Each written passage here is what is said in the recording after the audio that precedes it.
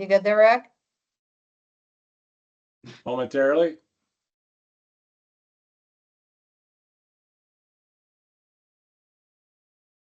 Happy New Year, everyone. As we kick off 2026, we're thrilled to be able to bring to you two of BOMA Metro Detroit's leaders. First, Bill Gilbert of REDICO, our immediate past president, who has guided the association in that station since at least 2023 and several years prior on the board of directors and other officer positions. And Trevor Duke of the Thomas Duke Company, who as of January 1, 2026, is the new president of BOMA Metro Detroit. But first, it's my pleasure to introduce to you your host for this very special episode of BOMA Talks, Susan Light of Clean Agent and Jordan Valasek of the Farbman Group. Susan, take it away.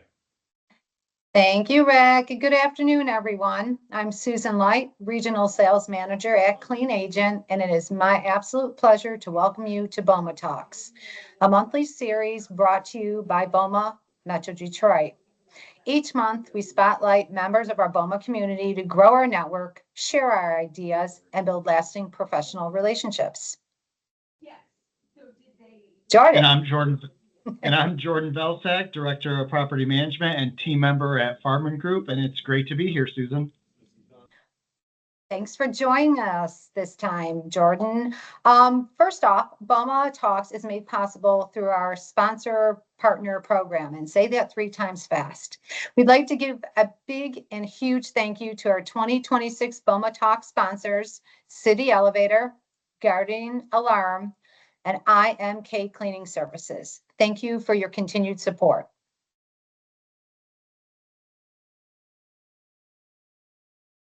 Jordan, you're on. Thanks.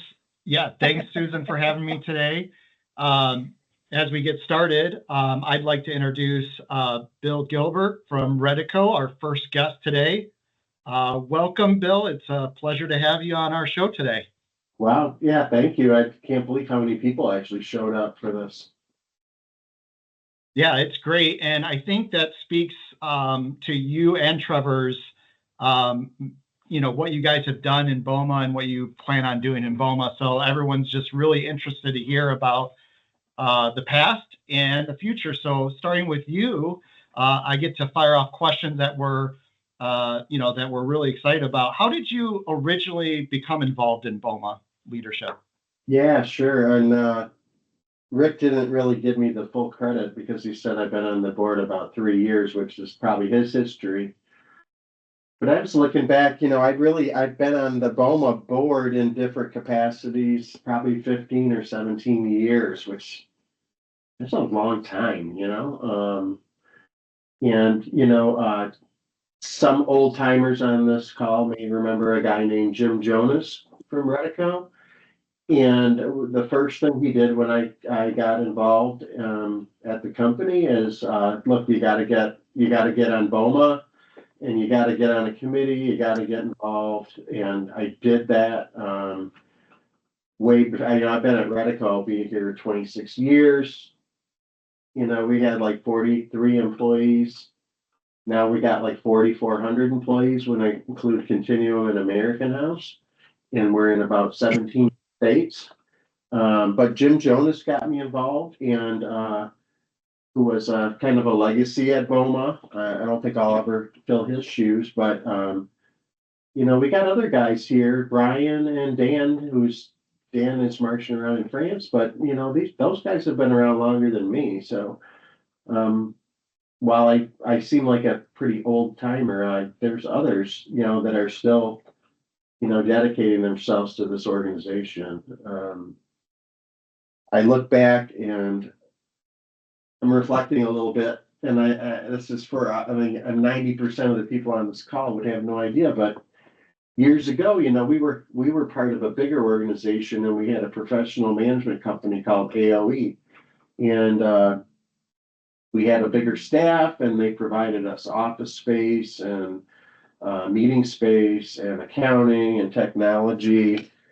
But I'm looking back in 2019, we paid this professional organization company, over $300,000 a year, to host our organization.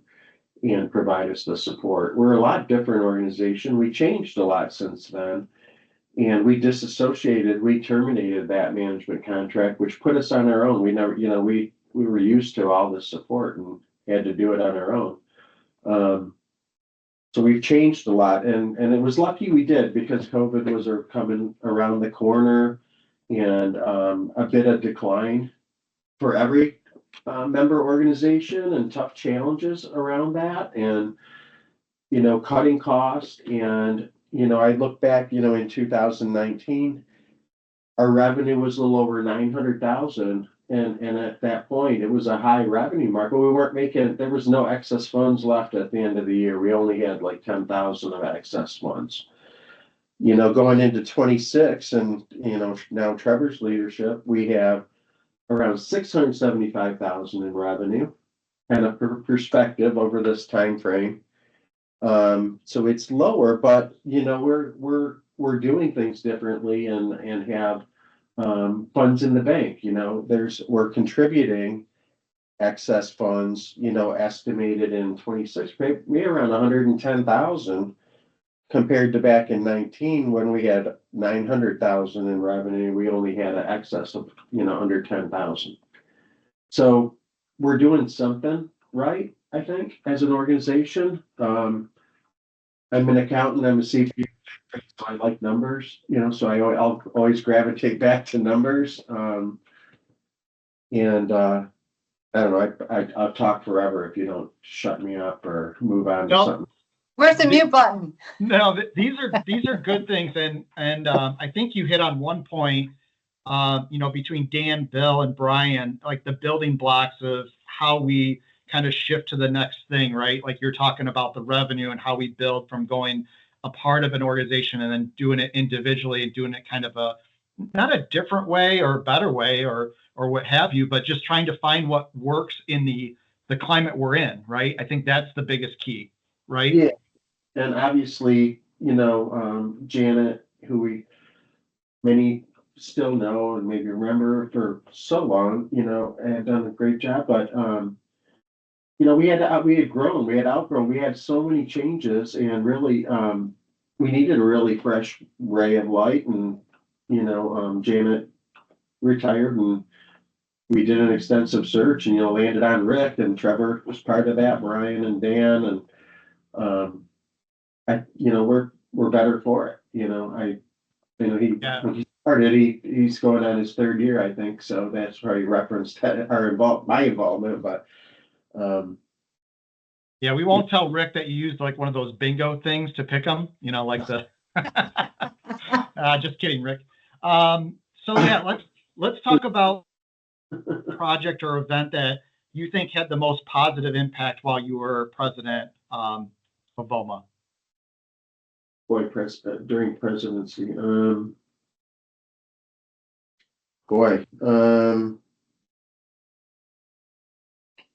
I don't think there's really any one,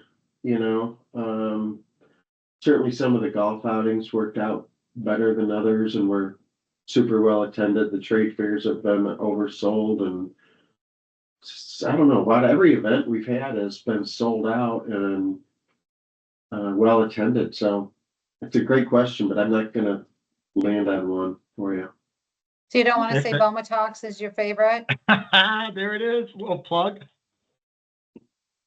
Looks Sorry. like the revenue's driving up for BOMA Talks. BOMA Talks. Is there anything you want to share with the members or potential members that are thinking about joining? Like what made you kind of go all in and kind of give them some advice from your chair?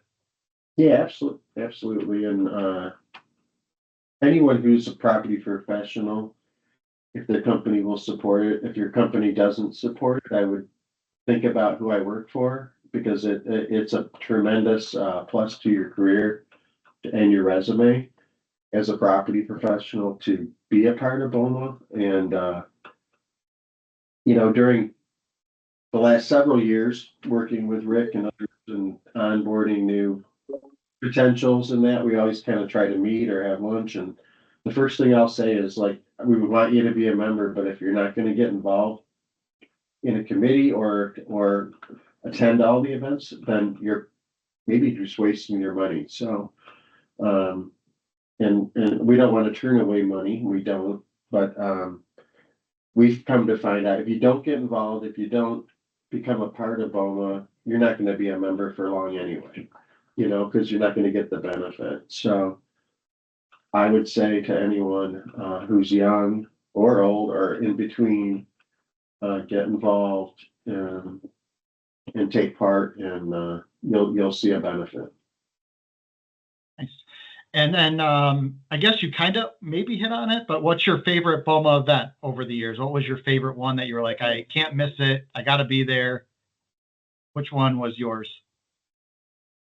Topies are always great. I loved hanging out, kind of touring around in the golf cart, talking to everybody and making sure they had cigars and whatever they needed, and thank our sponsors. And so I really enjoyed doing that and participate. All of them are good. It's kind of the answer you tried to get out of me on the last one. Yeah, fair enough. Well, Bill, I want to say thank you very much. You've done a lot for BOMA of Detroit. You're a true leader in the industry. We're very grateful for your service and commitment. I think when we talk about like pillars of BOMA, you're definitely one of those. So I want to thank you for your time today.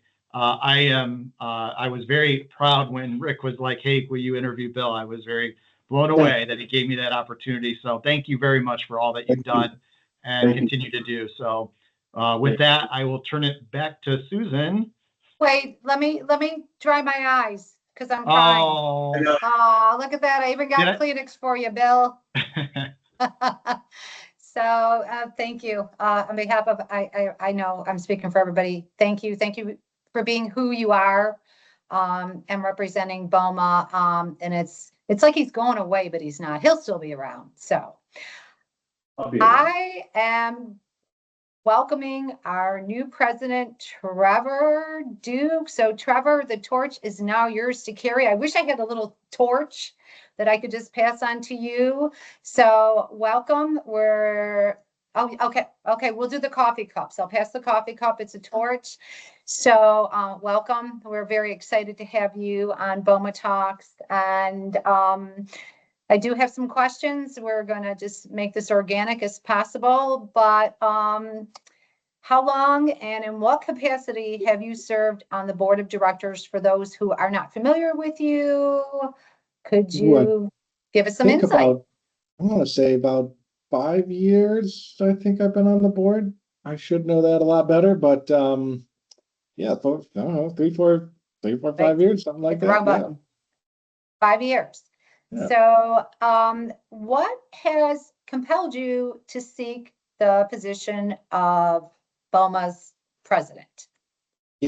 There's a secret to that, and it's you don't seek it, it seeks you. You just kind of get selected, and all of a sudden people start saying, "Man, it'd be great if you ran for the board," and then they're taking you out to lunch, and all of a sudden you're on the board. So kind of like, some people's approach to women, you just kind of move in, and before they know it, you're together. So I didn't realize it's kind of like a frog in boiling water. You just keep going to events and you keep doing things and you join a committee and then you're on the board.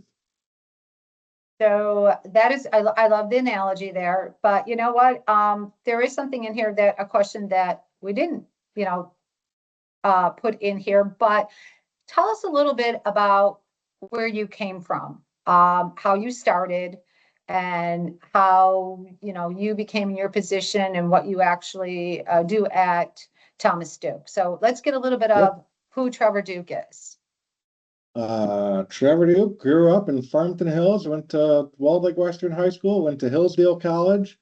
I graduated Hillsdale in 2008. I had no idea what the heck I was doing. It was out of the question. There was no desk waiting for me at Thomas Duke Company. So I ended up continuing doing my summer job, which was washing boats. So I was had this yacht management boat cleaning company up in Petoskey for about 9 years. And I joke that just as soon as I started making money doing that, then I was invited to come back to the family business. So that's kind of how I got to where I am. And for the first few years, keeping a building running is the same as keeping a boat running. Just make sure nothing leaks and nobody's complaining and life is good. I've been a property manager here for just over 10 years. I have recently delegated my day-to-day building management to someone else on the team, and I'm trying to do more departmental oversight things. Perfect. And Yeah. I always ask this question, is it Michigan or Michigan State? So that's something we all need to know. I mean, it could be someone else, but Michigan or Michigan State. My wife went to MSU, so I'm so fair weather. I'll go to any game and I just don't care. Okay. Yeah. Because that's one of our favorite, whenever we do the BOMA Talks, it's one of our favorite questions. Yeah. I'll how hedge about my this? bet on that one. Family life, kids, Yeah, I have a beautiful son who made it to the trade fair last year. He will be dressed up at the trade fair this year. I haven't decided what he's going to be wearing yet, but it'll probably be about a year and a half. So some awesome costume for him. My lovely wife Emily comes to a few events as well, and yeah, I think everything we do with BOMA is make it a family event. If anybody else wants to bring their spouse too, feel free to. Don't let me be the only one doing it, but yeah, that's a family. and that's what BOMA is. BOMA is a family. So moving on, and it's a pleasure. I mean, some people don't know, who you are, what you do. So thank you for that time. So we get a little insight into who Trevor is. I wasn't going to ask this, but Not too exciting, but basically it's just I did visit your professional development office. type stuff. Oh, And some- I'm going to try hello? to attend more of Hello? these and Someone- be more involved with Someone BOMA. needs to mute. Hello? Oh, thank you. So Trevor, when I was in your office visiting Nick, okay, since we're getting to know you a little bit, I did see something on the refrigerator, and I'm not going to post it. Yeah. But it is basically in regards to what is Trevor going to look like? What was it next Yeah, month? I'm kind of I'm the office punching bag here, and I think I had shaved for the Tobies this year, so I did that little gangster pencil mustache, and everybody was surprised to see me shave. So now there's one of those old pictures of like 50 different kinds of facial hair, and everybody's initialing what I should have next, some Fu Manchu or mutton chops or something crazy. There's only like a couple votes here and there, so I don't think there's a defining majority, but we'll see what superhero shave I have for trade fair. And you know what that tells me? That tells me that you are well loved where you're at, to do something like that. So it does. It shows that you have there's trust and respect. So I just thought that was super cute, and just showed that there's some warm feelings in there when you walk into the office. So I'm going to go back and I'm going to circle one if you don't mind. Great. Is that good? Is that okay? Great, yeah. Perfect. So next up, have another question. What are the opportunities and challenges for our association, and how is the board of directors approaching them now? Well, I think that we still have, I just want to keep membership growing. It's easy to track things post-COVID, but as Bill was just saying, pre-COVID, BOMA was even bigger. I think we had more members in 2017 than we do today, which we definitely want to get back to those pre-COVID numbers. As Bill mentioned, now that we're doing a lot more in-house and have Rick and Rachel, we have more dollars that are not being paid to these management fees, and we're doing the scholarship. We are really trying to embrace the reset that we have with Rick and Rachel. Getting those two is just kind of pouring gas on the fire. We've revamped about half the calendar. Things like the boat party, things like cornhole didn't exist 2-3 years ago. So those events are standing on their own, selling out. And we were just looking at last year, I think we sold out every event, every golf outing, every single event last year. So we have to grow. We either have to do larger golf outings or more events on the calendar. And we got to figure out a way that we are doing these things, but still achieving the things that all of our members want. Our principal members need to network with other principals. They need to meet vendors. Obviously, our vendors are extremely focused on making new connections and deepening their connections. So we need to keep our momentum going, but make sure that everybody feels that it's a worthwhile organization.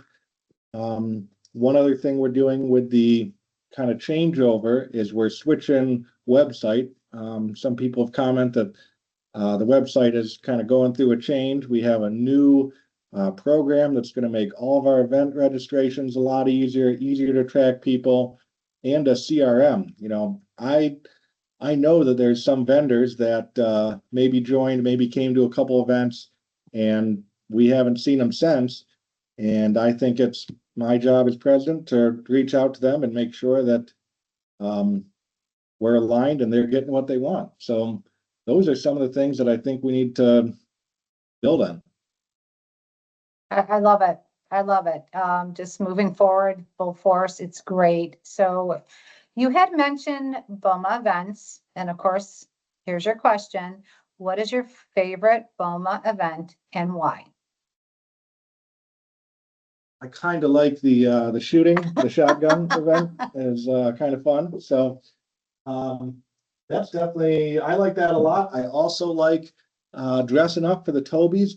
I bought a tuxedo for the first Tobies I went to 5 years ago, and thankfully I still fit in it. So getting plenty of mileage out of that. The boat party is definitely a great way to blow off steam, but I think shooting is my way to put all these golfers in their place. All these guys asking me about my golf handicap. I don't even know what my golf handicap is, but if I take them out shooting shotguns, it shuts them up. So I need an equalizer there. I love it. I love it. I don't golf. You know that. You'll see me on the carts, but you will see me in town at the clay shoot. And I will be the one putting the bullseyes on people's backs if I can find you. But yeah, that is I love that. Yeah, that's a great one as well. What advice would you give to up and coming CRE professionals that has served you in the past, that have served you well? Yeah, I would say just get involved. I think I've said this before to a lot of people in this chat, but especially me coming up in a smaller family office, we are in our own bubble, and a lot of these shops, even if you're a much bigger shop, it can still be a bubble if you're not talking to other colleagues outside of your building as to what they're doing, if you're not seeing other buildings. And that's just been completely eye-opening to me. And it's so easy for us to have our budget and to think, okay, well, we're going to do this project this year and this project next year, and then tour someone else's building and say, Jesus, I got to do this and this, and they're kicking my butt here. It is incalculable how much you learn by being exposed to things outside of your cube or your office. So that's really big for me. When I talk to new vendors, especially, there's a lot of vendors, the 1 or 2 year members that are kind of scrambling, and they're focusing on all these small details. I only talked to 5 people at this event. Is it worth it? I don't know what I'm doing. But then you talk to some of the 5-10 year plus vendor members, and they just know how much momentum they have. They know that people are going to keep coming to them, and that it's part of being a long-term fixture, and how much they get from that is quite substantial. So I just it works if you work it. Not that I'm some I think that's Alcoholics Anonymous, but it works if you work it. And effort. I went to a talk with Rick yesterday with the Michigan Chamber, which we've recently joined as our lobbying effort. And Roger Penske was talking, and he says, my father always told me effort equals results. And I like Exactly. that saying a lot. So I just keep showing up and volunteering, and it's done very well for me.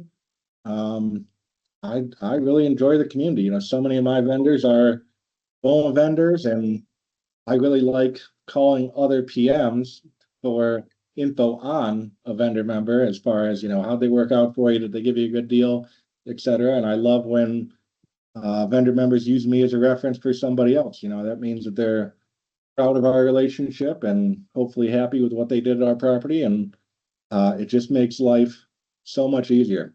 Sure. Yeah. No, love No. it. And last question I have is the BOMI courses. Can you go over that a little bit? Some people are not familiar what they are, who they Yeah. apply to, but we'd love to, you know, just some information for those on the call today. That would be great. We actually have two people from my office, Ashwini and Nick, are downtown today for the accounting class. I've taken, you know, every BOMI class I can, and I really like design, operation, and maintenance. I think that's a great class for newbies especially. And some people, you know, if let's say you work only on retail centers and every unit has a simple rooftop unit, you might not understand what a larger building with a cooling tower, with chillers, what that entails. So it's a very general class that teaches you lots of things about how buildings operate, about construction, about just good considerations for running a building.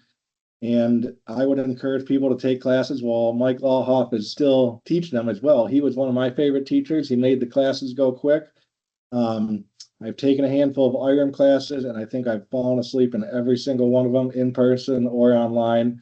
So I really like our classes, and it is good to have a few more initials by your name and to, you know, just to show your office that you are striving for more and you're interested in the material and that you want to be there. Perfect. Well, thank you, Trevor, for the energy, the vision, and the leadership.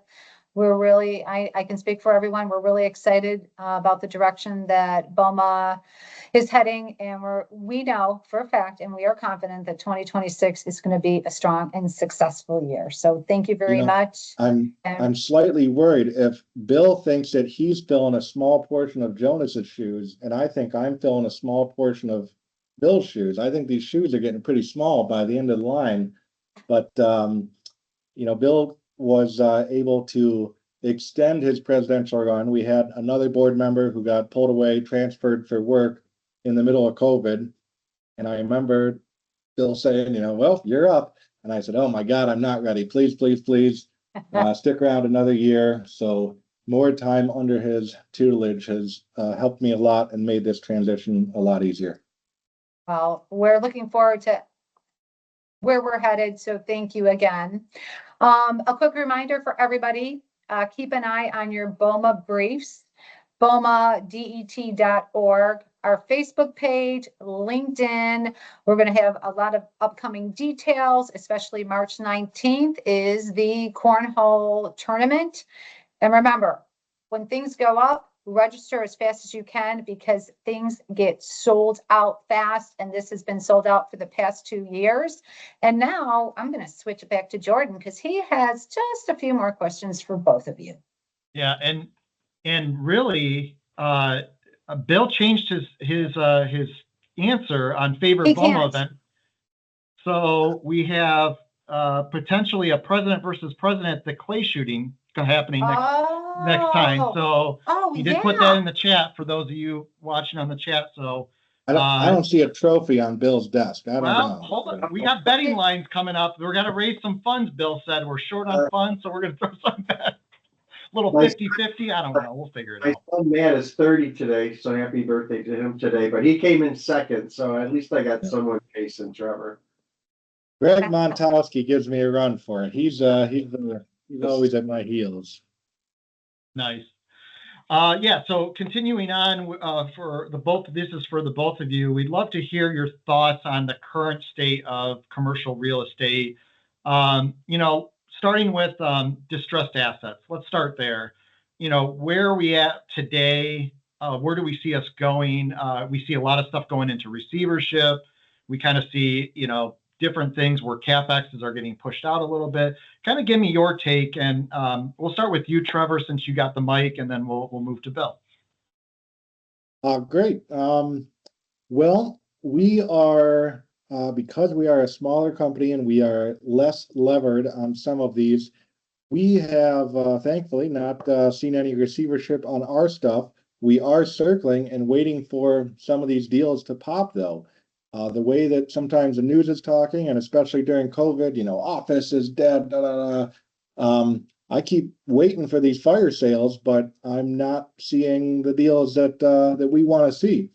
That being said, we do have, Southfield is our softest area of the portfolio. We have a building in Southfield that, despite being very strong, a lot of local smaller tenants through COVID, now that's just drying up, and these tenants just slip through your fingers. It's such a weird feeling to have such a strong performing building start to turn down. So we don't have any solutions on the leasing side. Before we get to receivership, we're just trying to bolster leasing. At some other buildings, we've tried to spend a little more on build outs in order to attract the tenants and to show that our standard or our base level, they'll get more with us than they will by going to a different building, and that's helped us a bit. But we're very, very eager to see what happens with rates. I kind of joke that professionally, it would be great for all of our mortgages if rates went back down to 2%. Who knows what sort of what Trump is thinking. 0% rates. What does that even look like? I mean, it's just going to be crazy. But I don't think that that's going to be great for the economy overall. So we have a lot of mortgages that we refinanced in early COVID when rates were pretty much at their lowest, and we're very happy with that. However, those are going to be coming due in the next couple of years. So it's a big question of what's going to happen.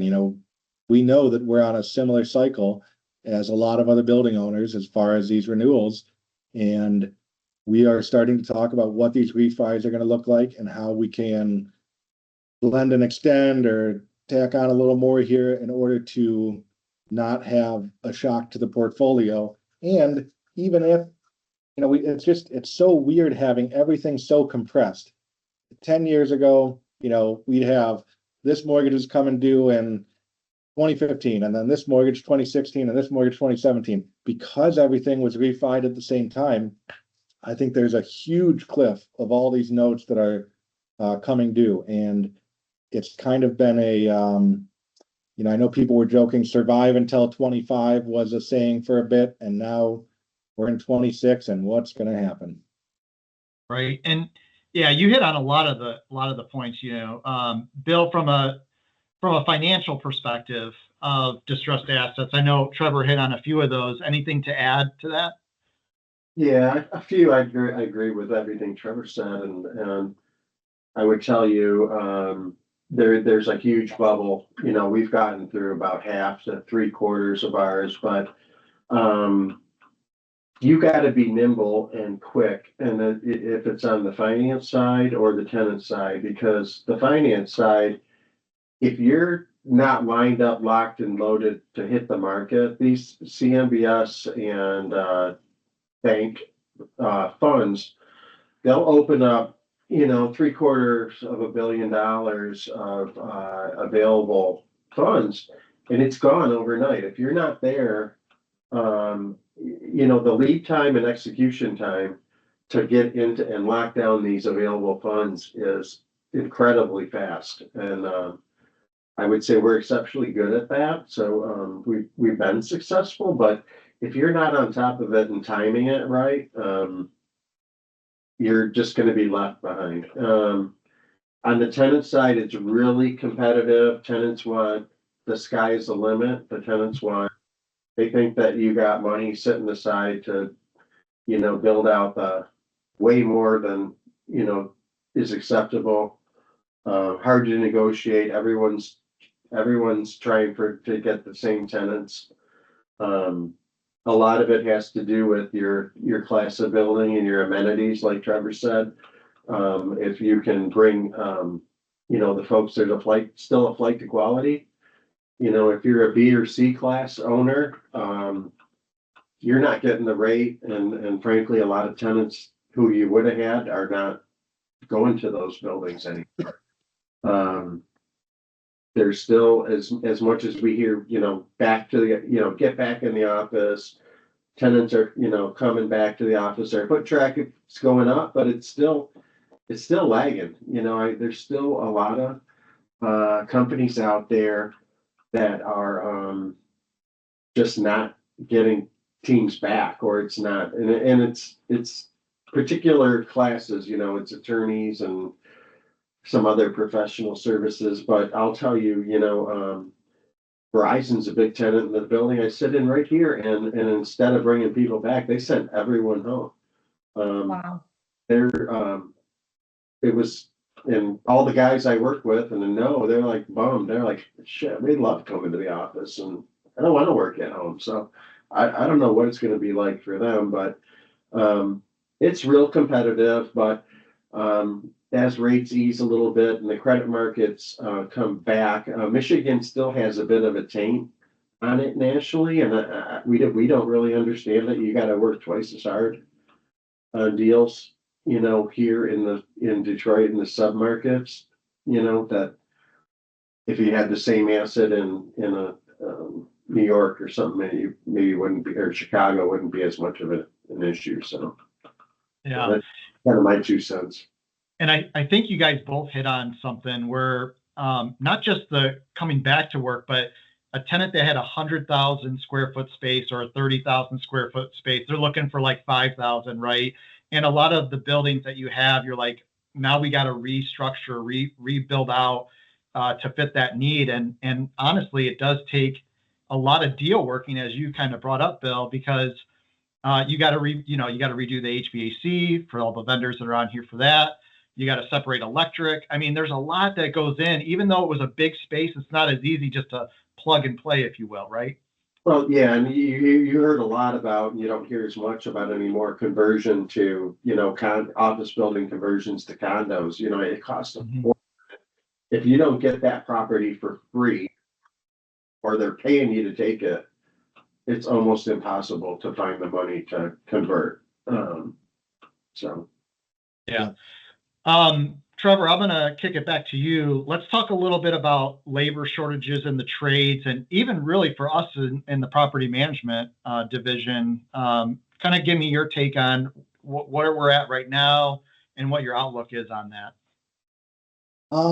I would say that we have seen prices of everything going up. I would say construction has probably been the single biggest issue for us as far as labor prices. I would personally say that we are feeling it more on the highly skilled labor. So whether that's electricians or whether that's HVAC controls guys, not just the guys turning the wrenches, but the guys programming. That's where we wish we had more of them. And it's just hard to find the people who understand what you want to do and want to take on the projects that we want to take on. So there's so many different there's a lot of things that we're trying to do different and modernize our ways. And if we can't get vendors to jump on board with us, we are doing things the old way. HVAC is a big one for me. If I can't find somebody to do the digital controls and we keep a suite with pneumatics during a renovation, that means that my maintenance guys are going to be there 5 times more monkeying with the pneumatics than we would have if we could have done DDC. So I think the skilled trades is a big deal. And I'll agree with Bill that Michigan is not the magnet for those folks. If you're an HVAC guy, you're going to Texas or Florida. And we need to keep the infrastructure. We need to keep the whole economy, soup to nuts, going here to make sure that we have the people to accomplish what we want to do. Yeah, and you definitely hit on a couple of things. And for the BOMA members, this is this is why we have these calls, right? We talk about things that are happening in our building. So it kind of gives you a leg up, right? You can start talking to property managers and say, hey, I know a guy. It's all about networking. And that's what BOMA is. It's a huge network of commercial real estate individuals that want to help each other out. Detroit BOMA is unlike any BOMA, in my opinion. I've seen the Cleveland one. I've seen a few other ones, and we really do work as a team on this. And I think that's key to keeping, when you talk about keeping pricing down, getting tenants in buildings, keeping as Trevor says, keeping the wheel turning, right? That's what you got to do. You got to be able to lean on each other a little bit to keep it going. Bill, anything to add on the labor shortages or trades? And I spot on, but it's really a lot of pressure because because we also run continuum services and facilities. It's really that there's just a ton of people that are your best skilled guys that are retiring, and there's a vacuum, and that trend has been ongoing for a bit. So I think there's a real unique opportunity for younger folks that are thinking about careers in college and folks that should really probably think about the skilled trades. And there's such a great opportunity, and they can make a lot of money and work for a long time doing it.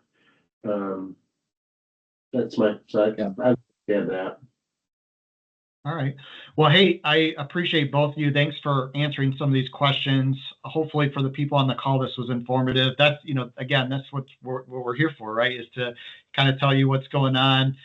Certainly that's what we're here for. BOMA is our cheat code, right? It's our cheat sheet to getting through some of these obstacles. And we don't know if they're obstacles until you raise your hand. That's the other thing about BOMA is if you don't know if you're like, Trevor brought it up on his one-on-one with Susan. If you're struggling in BOMA and you're like, hey, I'm not getting this, ask the question and we're here to help. I think that's the biggest part of it. I don't know if there's any questions from this huge audience that I want to chat some questions, and I'd be open to it. Yeah, let's do that. Let's open it up. Maybe a couple of questions in the chat.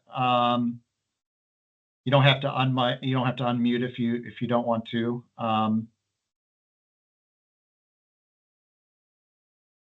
Any in the chat? You can look in the chat. Is there anything? Yeah, I have my chat open, so I'm watching if you're willing. Oh, there we go. Next time, prizes for the best questions. Ooh. You could win a BOMA calendar.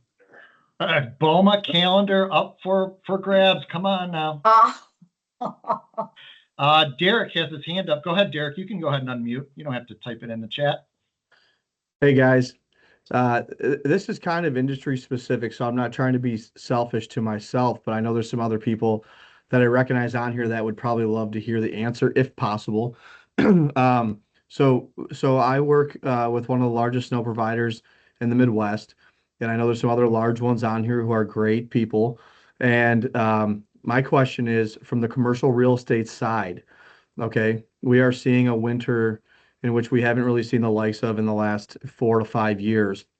How is that affecting your guys' budgets and how you're managing your properties in general, not just snow removal and landscape and plumbing and all those, but all of your services in general, right? How does that affect internally how you make decisions to keep your properties up and running and obviously keep your tenants happy? I'm going to let Trevor take that because he's the ops guy. You got way more. You got a bunch of continuum trucks on the road. You know this better than me. Just pass it along. Derek, I'll say that, we are, again, a conservative shop, and we tend to do more all-in, all-inclusive contracts, and we like to set that price with the vendor. We are very detailed about how we measure and make sure that all of our vendors are bidding on the exact same area and the same clearing criteria. And there are going to be years, I hear you talking about this year. Oh my God, it's so much snow. Where's our margin? There's been a couple years in the past where we've said, I haven't seen I saw a truck out here once this winter and we're paying you, $50 grand for this site. So I do think that having the relationship between the vendor and the PM makes those discussions easier. We have plenty of snow vendors who are trying to get a multi-year contract in order to smooth that out. And, deep down, I understand that they can give better pricing and that can smooth things out for us. But from the PM side, we still have some buildings that might have a very picky national corporate tenant, and they want every single contract to be rebid every year. So our hands are tied when it comes to getting into a snow vendor's dream contract. It's kind of, 1 year you take your lumps, 1 year we take our lumps, and we're hoping that it all washes out. We're not trying to only do an inclusive on years that we think it's going to snow and doing a per push on other years. I would just say that the PMs are doing the best they can, and snow is, so I mentioned, skilled labor, we have snow, and we have insurance. Those are all rocketing up. And I know that I'm sure your insurance rates are as well, but we're doing our best, I guess, is kind of all I can say as far as keeping it in the budget there. Thanks, Yeah, I appreciate that. I see a lot, like Trevor said, trying to, balance the per push or per service versus an annual contract, and then thinking about Michigan and some of the winters we've had where a lot of times you look out the window and there's a ton of snow or there's no snow, but a lot of things that the people don't see, that you respond to, you can tell me, but in Michigan, I think it's really the danger is the ice and the on and off with the freeze and refreeze and trying to keep people safe from the ice. And we're working hard on trying to overturn some Michigan Supreme Court cases on which changed the open and obvious. We're a major proponent on getting a whole group together to oppose this, and for property owners and operators like you, it's killing our insurance rates, and bringing us. There's a whole new breed of specialized attorneys that are just out looking for hospital cases to sue landlords and snow companies. So another thing, we're doing with the Government Affairs Committee and BOMA at large is really fighting these things that are affecting our industry and our members. What we've done to address that is we've not only switched our GAC, our lobbying dollars, to the Michigan Regional Chamber, hoping that we can get some other allies behind us as well. I'll be going to the BOMA Winter Business Meeting for the first time in 2 weeks. I know Bill's gone 10 or 12 times. Yeah. And they do these meet and greets with legislators, and I am going to be a broken record talking about open and obvious and the other elevator code change where they want us to modernize all of our elevators. These things are simply untenable, and they pass these laws without understanding how unfeasible they are. And if there's, I'm just going to work on that script and tell it to everybody that I see. Those are the two biggest issues that we think affect the vast majority of our members. Yeah, that was excellent. Thanks, Derek, for bringing that up, and Trevor and Bill, your insight on that. Couldn't agree more. It's tough when I know it's easy from one side to see something, and it's always nice to see the other side so you can kind of understand the process a little bit. And I think that helps you when you go to bid to understand that for sure. No more questions popped in the chat, so I think we're good there. But if you do have questions, you can always submit them to us, and we can put them in the next BOMA Talks event, and we can certainly talk about that. But I just want to close by saying thank you very much to Bill and Trevor for taking the time to answer these questions. Again, BOMA is our cheat code here. All right, so as we're navigating through uncertainty, uncovering certain solutions, supporting one another, and just many positive things ahead. That's what we're looking for. So with that, I wish you a truly and blessed 2026. And now I will turn it over to my co-host, Susan. Thank you. So again, Bill, Trevor, thank you for everything that you do for BOMA, have done, and we know will do for our members. We really are, we really are truly fortunate to have you both here. I'd like to say a special thank you to Jordan for being my co-host today. We did not, wear our dark sunglasses, but I had mentioned it, maybe next time. But oh my God, I got so much popping up here, but it has been an absolute pleasure for everybody. I know that, reflecting on how far we've come, and I can personally say, being part of BOMA for only 3 years now, there has been a huge change. So thank you for that. We're looking forward to where we're going. We hope that everybody has, enjoyed today's conversations. If you do have any questions, any comments, by all means, please send an email to Rick or Rachel. And we'll be happy to see what we can do. Again, we want to thank everybody for joining us today, and especially our sponsors, City Elevator, IMK Cleaning Services, and Guardian Alarm. Starlight, well, the light part of it, signing out, and we will see you next month. So enjoy your day, everybody. Stay safe, and thank you again. Thank you Thanks a all. lot. I'm flattered. Take So many care. people showed